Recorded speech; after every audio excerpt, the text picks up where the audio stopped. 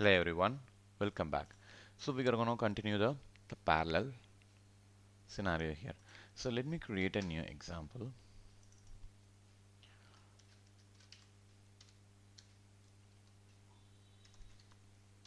Parallel when not to use example. Let's have a main method. So basically the one thing which we need to keep in mind when there is a iteration process which will not do any intermediate operation like modifying the parameter inside a loop or a for each. Those kind of situation we are good to go with a parallel stream. Okay, but the thing is I have hundreds of elements and it has stored in a list. I'm iterating it, but every time when I'm iterating I'm modifying one particular data into the particular object. So in that case, if you're going for parallel flow, it leads to an issue. So we will see that in this video. Okay, let me. So what I'm trying to do is the use cases. As usual, we are going to calculate the sum of the range of data. Okay, so what I'm going to do is I'm going to create a new method here, static, and it is going to return a int that is nothing but the sum or calculated sum. Okay, so here the first method it can be sequential, sequential calculation. So basically what it is accepting input parameter. For example, let's consider it's taking list of integer as an input list. Okay, import the list. So if you want to find out the duration, we need to have the start and end time, right? Let's copy paste it from the previous example. So start and also the end, and also we can copy the SOP also. Okay, so in between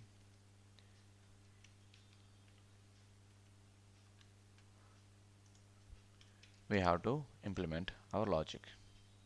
Okay, so we have list of integers, correct? So I'm going to create another variable which will store the total, or you can name it as a sum, and I will return the total also.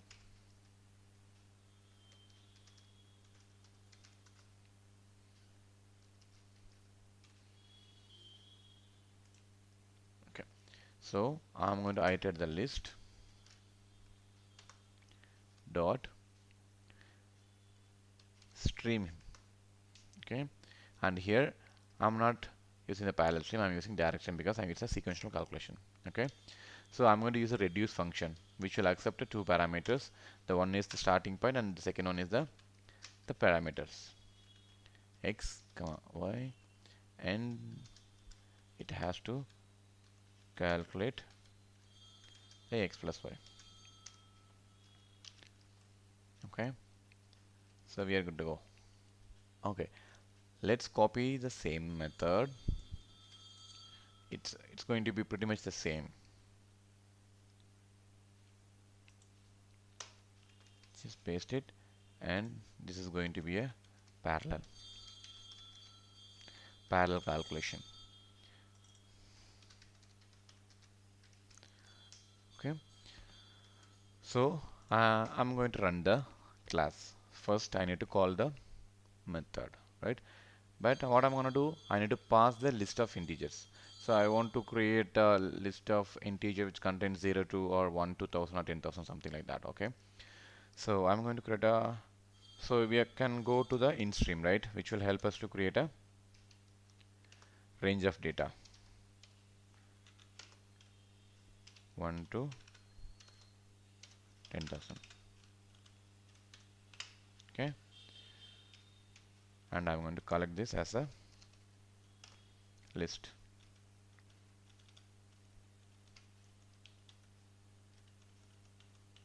Using collectors dot to list. Okay, what is happening? String dot.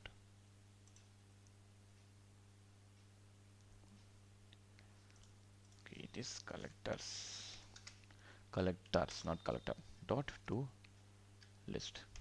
Okay, so I'm going to collect them in a list of string, right? I mean, sorry, list of integer. So let's copy paste it. So what is happening here? Can you see the error message here? Int type.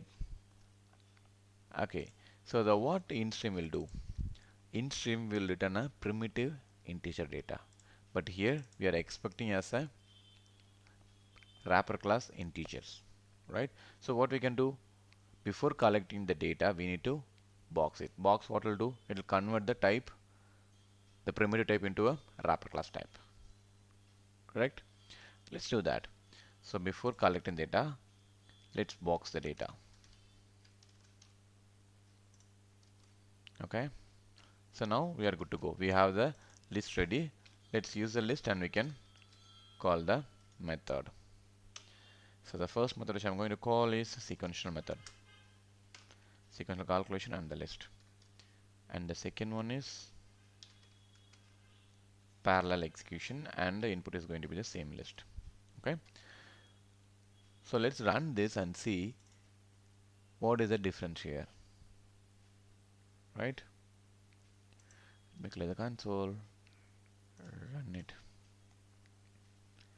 So have you seen the difference here? Sequential duration is 22 seconds, but parallel is just a 2 milliseconds. What could be the difference here? Okay, but before that we want to modify something, right? It is a stream, but we want to modify the parallel here. Parallel stream. Okay, so let's run it again. So parallel execution is takes 106 and sequential take only 4 seconds. What do you think is an issue? Because we know that sequential is not faster sometimes when comparing to the parallel. But here why parallel is slow? There is a reason behind it. Okay, so what could be the reason? We all know that if it is a straightforward iteration, parallel will work as fast as possible compared to sequential. But here, what we are trying to do is we are trying to convert a data. Okay, so what is happening here? What is happening here? I just boxed the data and then I'm passing the list, right? And it is a list of int. So here we don't have any impact with the performance. This is just creating the list. But where the performance issue is happening? Can you take a look at here? This is working with the variables, correct? So each and every time the total will be keep on updated, correct? So the object is keep updated. Sequential, it's a sequential calculation, right? So the object will be keep on updated. Even in the parallel flow, it's keep on updated. But the reason it took time, okay? The parallel execution, there are multiple threads, okay, processing the data, and each of them returning a response, and then again they club together, they are working, and then again they are trying to do the same operation. Okay, so whenever any places, if you're trying to modify an object, you cannot go for parallel stream. Okay, so in those kind of scenarios, sequential stream is far better and more effective also. Okay, let's discuss some other example in the next video. Thank you.